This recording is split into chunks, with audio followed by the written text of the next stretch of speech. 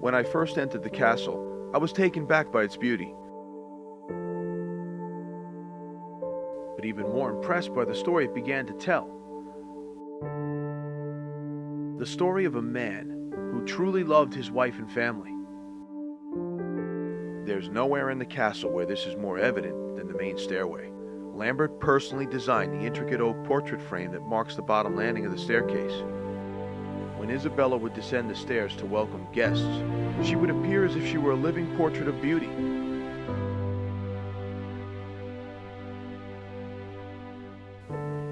This staircase also tells another story, one of tragedy. At the top of the stairs, a stained glass window depicts a woman standing before a broken bridge.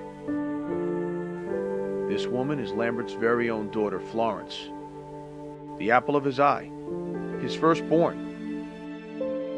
At the age of 24, her life was cut short while giving birth to her second child. Lambert created this work of art in memory of his lost daughter, so that he could always look upon her face and remember her for what she was to him, an angel.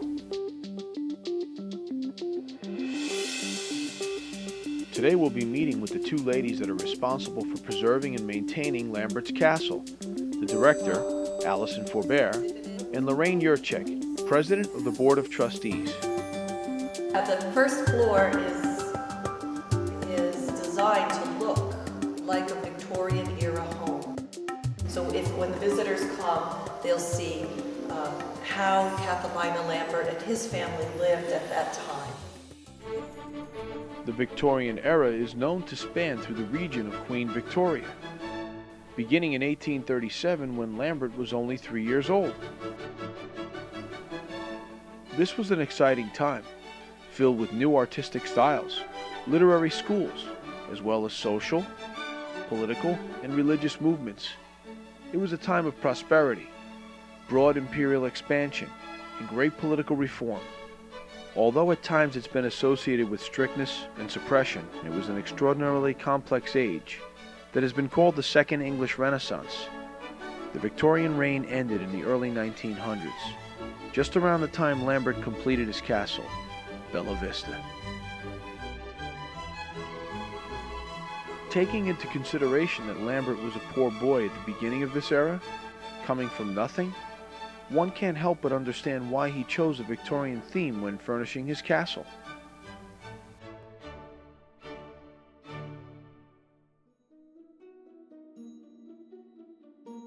Lambert was known for his taste in fine art and sculpture, but he and Isabella were also known to host some of the most lavish parties of the time. It's said that while arriving to one of Lambert's events, an onlooker stated, "The castle for such it ought to be called, as the word residence seems insignificant when used in connection with such a building, presented a beautiful spectacle with its brilliant illuminations, and could be seen for miles." Some of these parties would host several hundred guests at a time. Automobiles were still in their infancy, so Lambert would provide horse carriages to transport his guests to and from his events.